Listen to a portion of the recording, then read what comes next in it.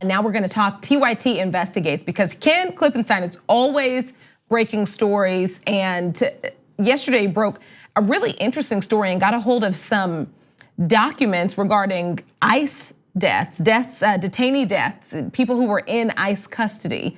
And we're gonna talk all about that and what he found, what he learned. Ken Klippenstein, good morning.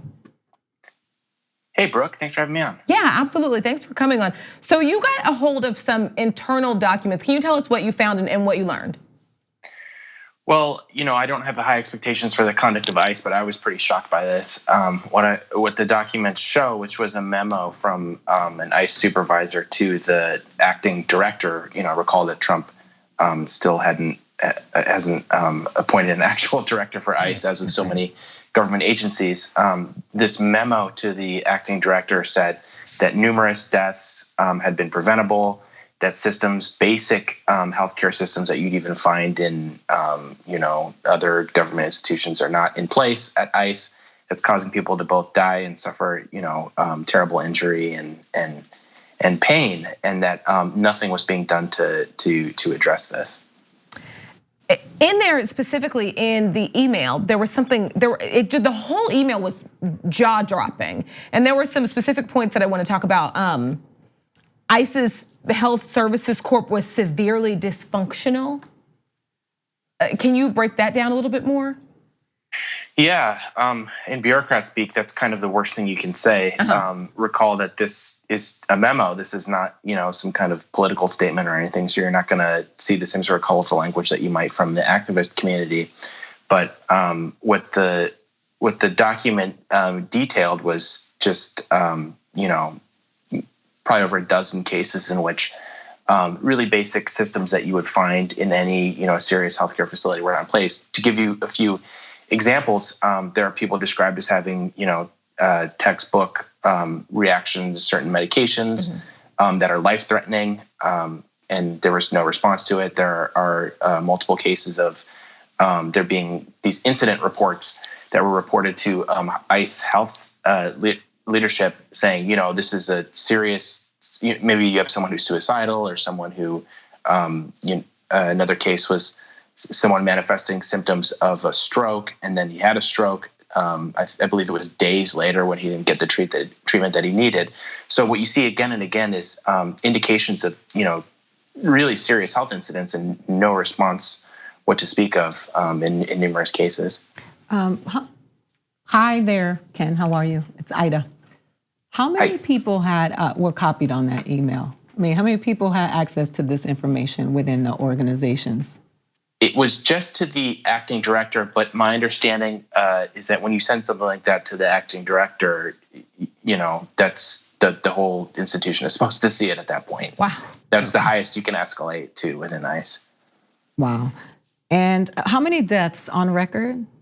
10 kids at this point, 10? right? At least, right?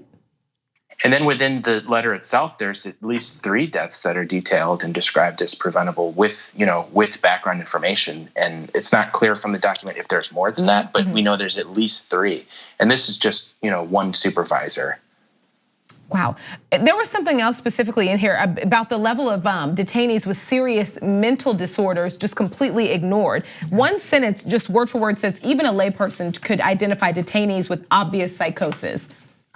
And these are significant issues, significant problems. How can so many of these preventable mistakes be happening to this level without it being intentional? I think it certainly rises to the level of neglect, and that's what people in ICE have told me, and also immigration attorneys have told me. I think it certainly rises to the level of neglect.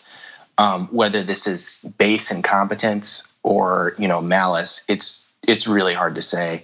But I think you're exactly right to raise that question about what's going on here. If this is happening, as I note in the story, quoting an ICE official, that this is happening on a systemic basis. These are not bad apples. This is across the board stuff that appears to be happening. So yeah, I think that's a legitimate question. You mentioned the ICE people that you've talked to. How many of those people would you say? What percentage would you say actually care about those human beings that they're being detained. Because if someone is talking to you, they have some level of a conscience. So how many of those people would you say, or what percentage do you think that it's just such a minority that there is no hope? Or is there a possibility that we could probably make some changes if people actually started standing up? I absolutely think changes could be made. First of all, if you look at polling, things like family separation, extremely unpopular even among Republicans, I should say. So this is not a fringe issue by any means. I don't think you even necessarily have to be a progressive to care about this stuff. But to give you a sense, I've done a number of stories on ICE, and I've always been amazed at the degree of internal dissension within the agency by people who are not by any means liberals or progressives. I've spoken, because I don't want to get into too much specifics to protect my sources, but these are not lefty activists by any means, and they're just horrified. I mean, I talked to someone a few months ago who said to me, this person worked in enforcement and removal. These are the folks that actually, there are different components within ICE. These are the folks that actually put people in the paddy wagons and split the families. He said to me, well, I wanted to fight drug gangs. I didn't know I was going to be tearing apart families. He felt really bad about it. And that's a sentiment I've seen a shocking number of times. So I came into this amazed because I thought of ICE as one sort of monolithic institution, and there are a lot of different parts within it. As I detail in the story, there's a healthcare component. There are also people that were moved here after 9/11. Recall that DHS, ICE's parent organization, is very new. This is not a very old organization. This came into being after 9/11 under Bush, and so a lot of people were moved in there and shuffled in there from other agencies, and those in particular tend to be the ones that seem really dissatisfied with the direction the institution has gone. So I'd say there's plenty of space for people willing to talk to the press and whistleblowers willing to come forward. Ken, did this email result in any changes within this department? Anybody fired? What happened before, obviously, this was made public? I can only go off of what my sources are saying, and my understanding is that it didn't result in anything within the agency. What we're going to have to see now is what making this public will lead to, because we've had, Congresswoman Ilhan Omar just tweeted it out. I keep getting emails from congressional staffers interested in this stuff. So there definitely seems to be an appetite to do it. And if the public can kind of pressure Congress, I think we could absolutely see changes. But when this memo was written internally, my understanding is that it didn't lead to any sort of response. Wow. Ken, thank you so much for joining us this morning. Really, really great job on this. Thank you. Thanks so much for having me.